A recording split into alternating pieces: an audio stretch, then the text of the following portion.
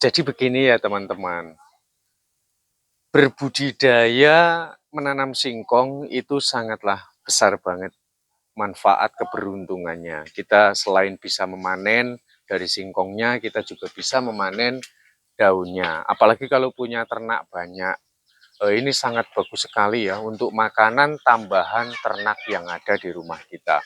Ini perhatikan, batangnya sudah sampai sebesar pergelangan tanganku ya. Ini tuh sudah saatnya untuk panen, makanya ini aku mau pakai untuk bibit. Ini sangat bagus sekali ya, kita jadikan sebagai bibit. Nah udah gitu, kalau ada lahan kosong, daripada dibiarkan menganggur, ditumbuhi gulma-gulma, alangkah baiknya ditanami dengan berbagai macam tumbuh-tumbuhan. Nah nanti saya akan memberikan cara mudah ya, tutorial menanam pohon singkong.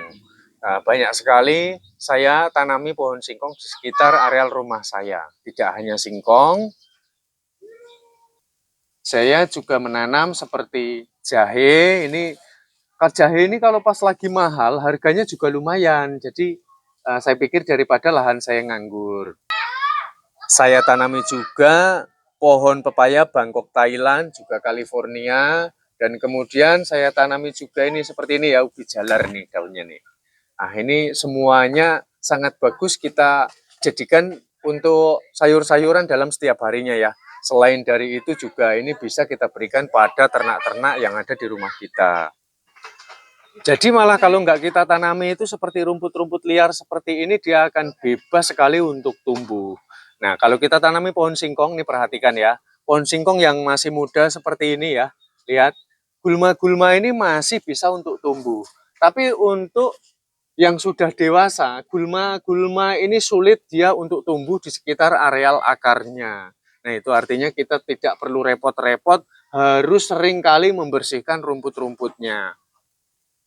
Pokok dasar, selain dari media tanam, agar sukses menanam pohon singkong harus tahu pondasi utamanya. Jadi kiat-kiat yang penting. Kita harus bisa memahami mana bibit yang super, yang unggul, dan mana bibit yang tidak layak untuk kita tanam. Jadi bibit yang super ataupun bibit unggul itu seperti ini, sudah memiliki bagian batang yang sudah besar ukurannya ya, sehingga nanti ketika kita tanam dia tidak akan lagi berfokus terhadap pembesaran batangnya. Lalu kemudian memiliki bekas pelepah ini yang rapat, jangan yang jarang-jarang. Walaupun ukurannya besar, kalau bekas pelepahnya ini jarang-jarang, itu sangat tidak layak sekali untuk kita jadikan sebagai bibit.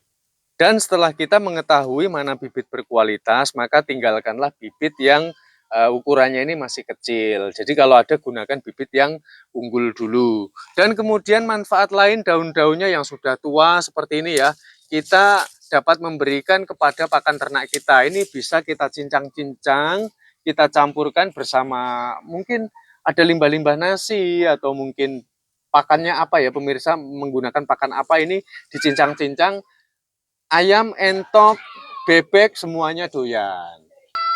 Kembali ke dalam penyiapan bibit.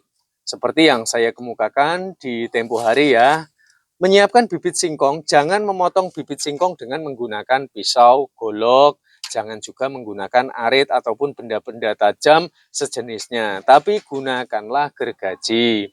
Lalu, cara mempersiapkannya, kita harus di bagian bawah ini harus kita perhatikan karena tumbuhnya akar itu berawal dari areal pangkal bawah.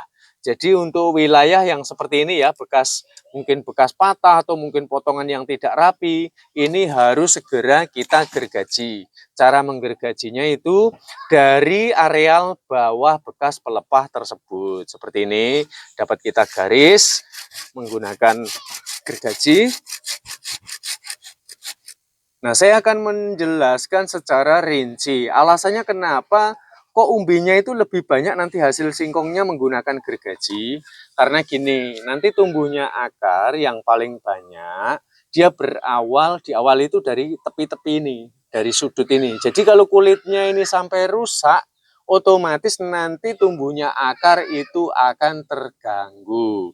Itulah alasan yang mendasar kenapa mulai saat ini tinggalkanlah kebiasaan memotong bibit singkong menggunakan benda-benda tajam seperti yang sudah saya sebutkan.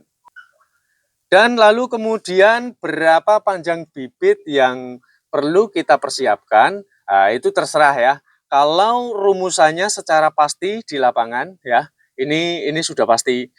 Jadi kalau menanam singkong terlalu dalam nanti umbinya itu akan kerdil, itu sudah pasti. Karena kenapa? Media tanam semakin ke bawah dia akan semakin memadat, sehingga nanti pertumbuhan dari akar ataupun singkong tersebut akan semakin terganggu. Jadi semakin ke dalam maka umbinya akan semakin kecil. Tapi nggak apa-apa kalau bisa mengupayakan media tanam seperti ini ya, sampai di bawah sana itu tidak mengalami pemadatan. Nah itu sangat memungkinkan umbi singkong akan bisa tumbuh dengan sangat subur. Nah umumnya tanah untuk wilayah-wilayah di dataran rendah ya, jadi kita perlu menghitung dari bekas pelepahnya ini. Jadi tidak menggunakan media sentimeter. 1, 2, 3, 4, maksimal 4 ataupun 5 boleh ya. Nanti nyabutnya ini udah setengah mati kalau segini ya. Jadi kalau saya biasa menanam itu dari 3 sampai 4 ini saja. Jadi terserah pemirsa mau menanam, ditanam berkedalaman seperti apa gitu. Di 1, 2, 3, 4 ini saya sudah cukup. Yang saya pendam di dalam tanah.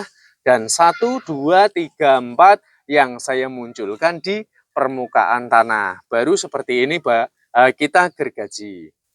Setelah terpotong seperti ini, jika masih belum memahami bibit singkong, ya masih baru pertama gitu. Jadi perhatikan, mana bagian atas dan mana bagian bawah kita harus tahu. Sebagai petani singkong atau pembudidaya singkong, untuk bagian atas itu dia akan muncul seperti ini ya.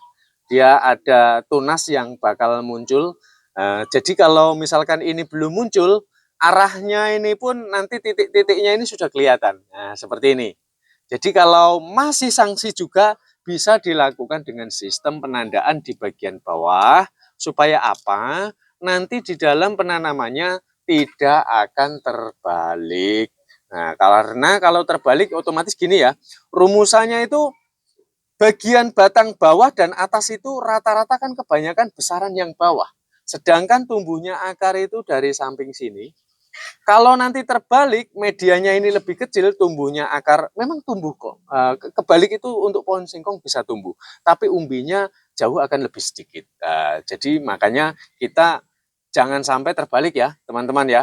Semakin besar bibitnya, maka umbinya akan semakin banyak. Itu sudah dapat saya pastikan. Karena media tumbuhnya akar ini, dia memiliki lahan yang lebih luas. Itulah alasannya mengapa kita harus mengenali bibit unggul ataupun bibit super yang memang layak untuk kita budidayakan. Jadi poin-poinnya sudah saya sebutkan semua ya, dari ukuran, dari cara menanam, semuanya.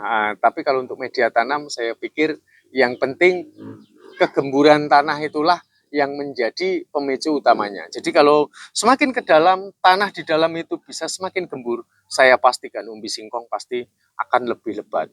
Nah, saya pikir sampai di sini sudah bisa dipahami. Kita jumpa pada tutorial bermanfaat selanjutnya.